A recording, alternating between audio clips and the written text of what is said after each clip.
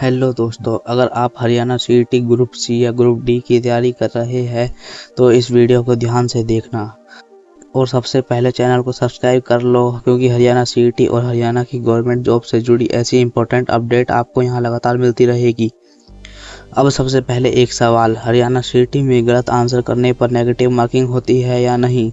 और अगर कोई क्वेश्चन आपको नहीं आता तो आप उसे छोड़ देते हो तो क्या उस क्वेश्चन के भी नंबर कट सकते हैं? चलो आज इस पूरे रूल को एकदम आसान तरीके से समझते हैं।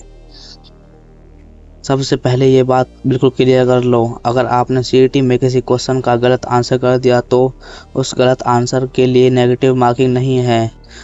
मतलब मान लो कोई क्वेश्चन 1 नंबर का है, आपने उसको गलत ऑप्शन लगा दिया तो आपको उस क्वेश्चन का 0 नंबर मिलेगा, लेकिन आपको बाकी नंबरों में से 1 नंबर माइनस नहीं होगा। यानी सही आंसर के 1 नंबर और गलत आंसर के 0 नंबर।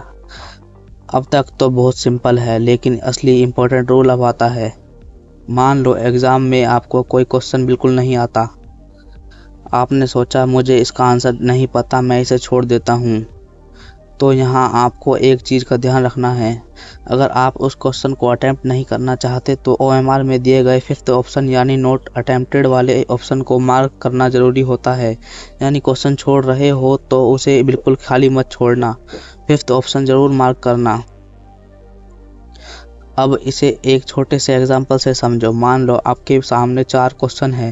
पहला क्वेश्चन आपको आता है और आपने सही आंसर दिया तो आपको 1 नंबर मिलेगा। दूसरा क्वेश्चन आपने गलत कर दिया, इस पर आपको नेगेटिव मार्किंग नहीं होगी। तीसरा क्वेश्चन आपको नहीं आता और आपने 5th ऑप्शन यानी नॉट अटेम्प्टेड मार्क कर दिया, इस क्वेश्चन के लिए कोई नंबर नहीं मिलेगा, लेकिन सिर्फ इसे छोड़ने की वजह से एक्स्ट्रा पेनल्टी नहीं होगी। लेकिन चौथा क्वेश्चन आपको नहीं आता और आपने उसे छोड़ दिया, साथ में 5th ऑप्शन भी मार्क नहीं किया, तो यहाँ 1 नंबर की हानि भी हो सकती है। यही वह छोटी सी गलती है जिस पर आपको एग्ज़ाम हॉल में ध्यान रखना है। और आप सोच रहे हो कि यह रूल सिर्फ ग्रुप सी के लिए है, नहीं, यह ग्रुप सी और ग्रुप डी दोनों में लागू होता है। तो ध्यान रखो, ग्रुप सी हो या ग्रुप डी, OMR इंस्ट्रक्शंस को ध्यान से फॉलो करना ज़रूरी है। इसलिए एग्ज़ाम में सिर्फ सही आंसर करने पर ध्यान मत देना, OMR भरते समय भी पूरी सावधानी रखना। क्वेश्चन नंबर चेक करो, फिर उसका सही ऑप्शन मार्क करो। और अगर क्वेश्चन अटैम्प्ट नहीं करना है तो 5th ऑप्शन नॉट अटैम्प्टेड को ज़रूर भरकर आना। अगर आप हरियाणा सीईटी ग्रुप सी या ग्रुप डी की तैयारी कर रहे हैं तो इस इन्फॉर्मेशन को अपने दोस्तों के साथ भी शेयर कर देना। और ऐसे ही Haryana CET group C, group D और गवर्नमेंट जॉब की इंपॉर्टेंट अपडेट के लिए चैनल को सब्सक्राइब कर लो। धन्यवाद दोस्तों।